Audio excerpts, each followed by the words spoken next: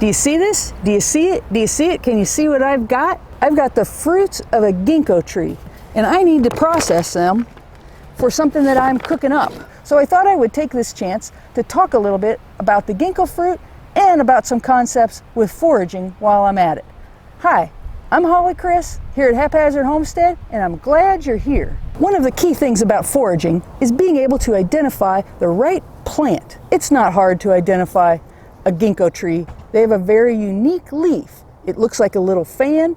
It's green in the summer, bright yellow in the fall, and this was one just was on the ground this winter. They have parallel veins. Another principle in foraging is knowing what plant part we're after. Not all parts of all edible plants are worth harvesting, and some can even be hazardous. What we're after here is not the fruit, we're after the nut that's inside the fruit.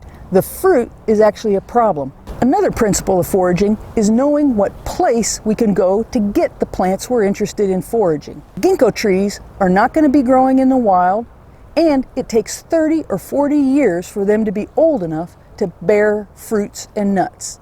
The best place to look for ginkgo nuts is in older established neighborhoods that have been around for at least 30 or 40 years. That's where I got these, was in a neighborhood in town. It brings up the next idea with regard to foraging, and that is the plant's phenology. Phenology starts with a P, a PH, but it means the plant's calendar.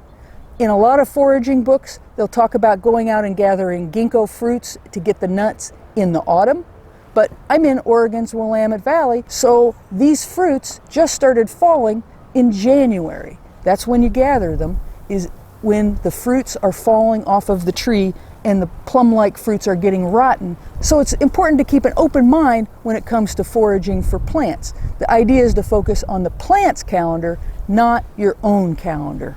So we've got the plant, we've got the plant part, we've got the place, we've got the phenology. There are some other things to think about as well. One is the picking. What's an efficient way to pick them? With these ginkgo trees, I just put a tarp on the sidewalk and brought a big pole to shake the branches. I was able to get about 30 pounds in a half an hour. And then once we've got them picked, we have to think about how we're going to prepare them. And that includes cooking and processing. These ginkgo fruits do require some special preparation. We have to get the nuts out of the fruit, and then we have to cook the nuts. The nuts contain compounds that are toxic when they're raw. We can cook them and get rid of some of those compounds, but then others remain. So that brings up the next point, which is about the precautions associated with using any specific wild food. Ginkgos come with a lot of precautions. I'm going to process these while I talk about some of those precautions. One of them is that these fruits contain compounds that are similar to what creates the rash from poison ivy and poison oak. So you can get a rash from the liquids in this fruit. So that's why I'm wearing gloves. And it's also why we don't eat the fruits. I can also understand why dogs are vulnerable to coming around and eating ginkgo fruits, because they do taste like a plum. Even if you aren't allergic, there will be some real stinging and burning in your mouth and your throat. It doesn't last that long, and it's easy to wash it out with water, but you should not eat these either. The compounds that are toxic in here are not broken down by any cooking or drying. So the fruits really are off limits. So what we're after are the nuts. And you can see that when the fruits are rotten, the nuts come out pretty easily. And so it's not hard to get the nuts out. It may be tedious for doing a lot of these. I'm not going to do this for 20 pounds this way. This isn't the most efficient way to process fruit if you're going to be doing a lot of it. I'm going to be doing the rest in a big tub and sloshing them around with a bunch of water and then straining things out. But the key is to do this wearing gloves and to do it outdoors. Ginkgo fruits have the same compounds in them that create the smell or the odor of vomit or rancid butter or strong cheese or rotten cheese.